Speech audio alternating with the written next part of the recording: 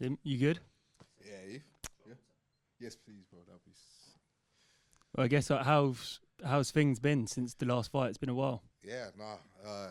It's been great. To be honest, it's been quite frustrating. Like, as an athlete, you wanna go out there and compete, don't you? So, but I'm excited to be back. Yeah. And I guess like when you suffer your first loss, and especially in the circumstances you did it, like in the final, the first thing you probably want to do is fight again, right? Yeah, and then you yeah. get literally 2 fight night or how close you did, and then no fault of your own, the fight gets ripped away from you. So the frustration must build even more. Like, what were those emotions like going through that sort of situation? It's hard to explain, but I can say that it's been a hard journey because obviously we're fighters, we want to fight. But I think also it's been a blessing in disguise. Like, I've allowed my body to heal, and really go for this one. So it's a double-edged sword, you could say. Yeah. Yeah. And looking back specifically in the PFL Europe, there's no secret. Like, a lot of people were sort of touting you and Dakota as sort of the stars of the show. Upon reflection, like, was that a lot of pressure? How did you deal with it? Now, I guess that you're in Bellator and it's a one-off fight and it's not sort of building up to the final. How do you reflect on that, on the whole experience? To have that experience so early in my career, with that expectation and added pressure on my shoulders, like, it's only going to grow you. Like, you can only grow from them sort of situations.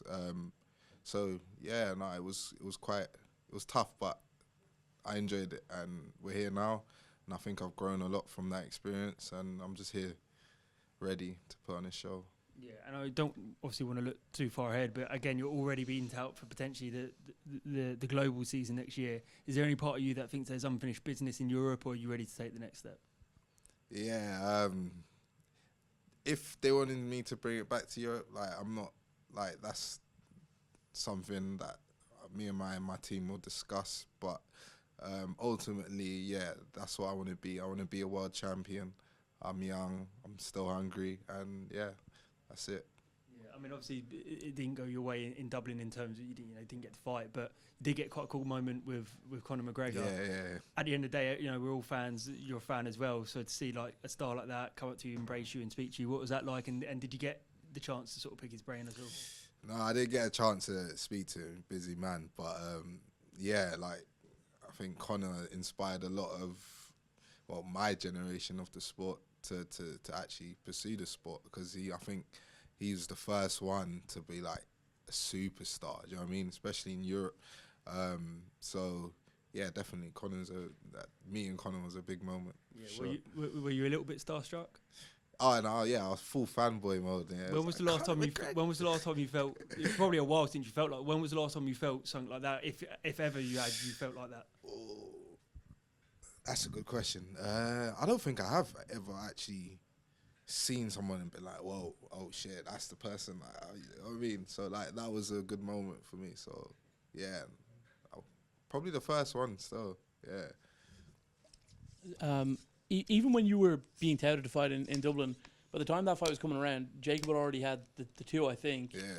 Was it frustrating watching his fights and like seeing, like, if obviously he didn't win either of them, so like you would watch like the mistakes he'd make or whatever, be like, oh, I wouldn't have done that if I were in that position. Oh yeah, no, it was frustrating, seeing him compete and everyone compete, and I'm just on the sidelines, but ultimately, like, it just made me hungrier.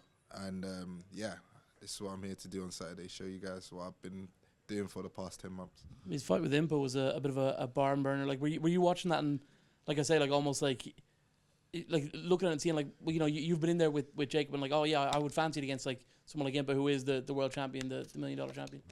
Like, Jacob's, he's a dangerous guy. Like, it's one mistake will cost you against him, because he holds that dynamite in his right hand.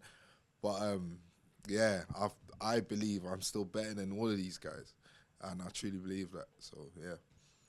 You almost feel bad for like Rafael. Like, I feel like he's gonna get.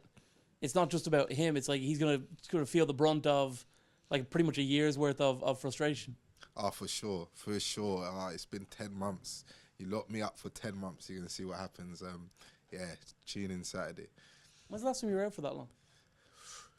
Oh, that's a good question. Like COVID, maybe? Bro, yeah, probably COVID times. And when that happened last, like you saw the run I went on after that, I turned pro and I fought every single month for 5 months after COVID. That's the sort of hunger I had when I was out of the game for about, I don't know, what was it, like 2 years maybe? It's 10 months. Yeah, I'm hungry, bro. I just want to get in there, compete and show everyone what I'm about. So obviously the fans can expect a couple of big finishes, obviously from Luke and yourself. Oh yeah, 100%. I think I've got 100% finish rate in London. I want to keep that going. Yeah, it's London, so I'm gonna show out for sure. Hi there. I was wondering, obviously, you've had that 10 months off. Is there a part of your game that you've been developing, or have you just been consistent with your training? I know you mentioned kind of working with GB guys. Yeah. Has your jiu-jitsu developed, or have you just been focusing on what you usually like to do? Yeah, no, this is my job. This is my lifestyle. I'm a fighter, so I'm in the gym every day. I might have a week or two off, but every day I'm in the gym grinding, getting better in all aspects of my game. So, yeah, everything's changed, but nothing's changed. You know what I mean? Yeah, of course. And obviously, in Bellator, you probably got a hit list. Is there anyone that you have in mind in the next couple of fights if you are successful on the weekend? Ooh, like I don't wanna. Yeah, I'll leave it to the weekend. But there's a few on the hit list. I'm sure you do a great job on Saturday. Good luck, mate. Thank you very much. And so obviously, you used to be a steward at Wembley, and now, 6 years later, you're on the main card at Wembley Arena for Bellator. Is this the kind of night that you sort of dreamed about when you were working those events back then? Yeah, for sure. Me and my boys, that we used to do the shifts in Wembley. We used to actually joke about it because I think I was starting around the time, and they were like, "Imagine you fighting in Wembley one day," and it was like a joke at the time, but we're here now, and it's a full circle moment. Yeah, I'm just excited and embracing it. Obviously, a big win this weekend, especially in front of a home crowd, is going to be amazing for yourself and for your career. Already on the main card at just 10 fights in, with a big win, do you think you can see yourself coming back here and headlining next time? Yeah, for sure. We just got to see how the show goes on Saturday, and the turnout. I think we've got a good turnout, and we'll see the energy in the arena. I'm sure we do well. We put this guy away. They'll be back next year for sure. And obviously GBTT are absolutely tearing it up at the minute, with all the young people coming up through, different promotions. You got Lone in with his massive win on Dana White's Contender Series, Chanel storming her way through the tournament. As another person who's sort of part of this, new wave of young fighters coming through UK MMA, is there any sort of pressure to being one of these big names? No pressure. Like, I think it helps us because if you're in an environment where a lot of people are doing well, you kind of get on that vibe and energy and wavelength. So I think, it's nothing but good vibes down there, and we all wish each other the best. But yeah, it's exciting times to be part of GB. Best of luck on Saturday. Thank you.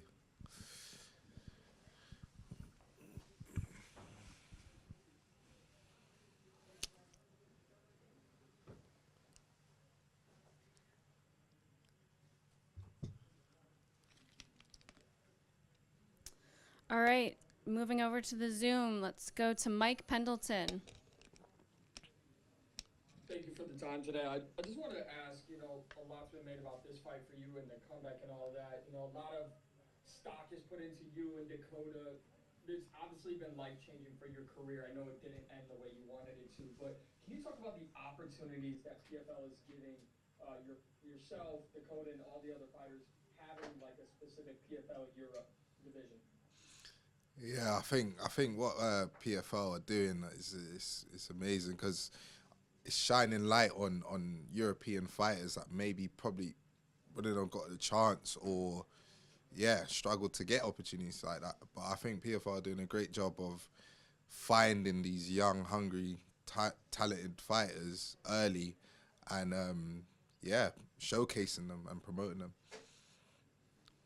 I know the easy answer is stay tuned and tune in on Saturday for all of us, around the world and here in the States. But what do you want everyone around the world to know about you if they don't know about you already?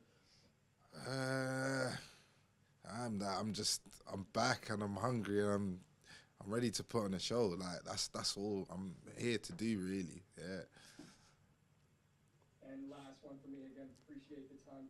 What, besides your skill set, besides that they follow you have and all of that, what do you believe you would bring to the PFL Global season next year?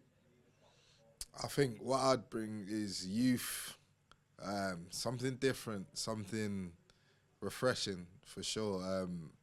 I think we've seen familiar faces for a couple years now. And I think it's time to, revamp a bit, add something fresh, smooth, and yeah, I'll be there next year. I think you're definitely needed. Thank you. Last question goes to Josh Sedgwick. Yeah, hi, Powell. So the question I had was, looking into your background, one thing that did immediately catch my eye was the pace you set and the precedence you put on career. You started your amateur career in 2018. In 2020, you turned pro. Now you've gone to accumulate a 9-1 record. 4 of them are KO, TKOs, 3 subs, and 2 decision wins. And with that being such a short amount of time, how do you reflect on your career, the statement you're looking to try to make on your sport, and the ambitions you have? Sorry. Yeah, I feel. Could you repeat that? Sorry, missed the last bit. Yeah. So with the short amount of time that you've competed and the accomplishments you've made, what kind of statement are you looking to make, not just in your career, but in sports as a whole? I think, like, when you look at my career and how fast I've got to this point and what I've achieved and what I've done at such a young age and short space and time in my career, you just gotta look at the trajectory. Like, the next few years, I honestly believe I could be world champion next year. 2 years, it's like that. I feel that way and I'm confident. Yeah, I think that answered your question. Sorry. Yeah, I love that. Thank you so much. All right, thank you, Simeon. Cheers, guys. Thank you.